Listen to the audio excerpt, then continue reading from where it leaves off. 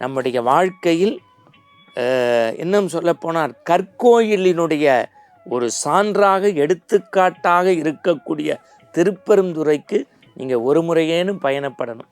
இப்போ அப்படியே மீண்டும் நீங்கள் காரைக்குடி வழியில் பிள்ளையார்பட்டிக்குள்ளே போகிறீங்க. பிள்ளையார்பட்டி பெருமை பற்றி பல தடவை நம்ம பேசியிருக்கோம். உலகத்தில் குடவரை கோவில், எந்த இடத்துல இருந்தாலும் விநாயகர் உங்களை பார்க்குற மாதிரி இருப்பார்.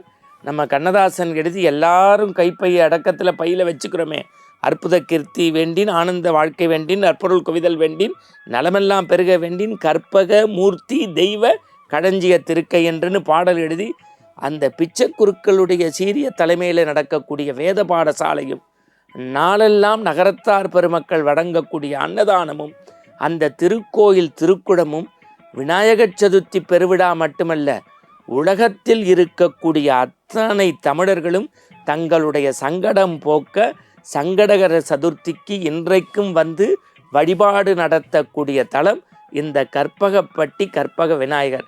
அதுவும் அங்கே போய் பணம் கட்டி நம்ம இருந்து கோபூஜையோடு கூடிய கணபதி ஹோமம் பண்ணிட்டு வந்துட்டா வாழ்க்கையில் மிகப்பெரிய திருப்பம்.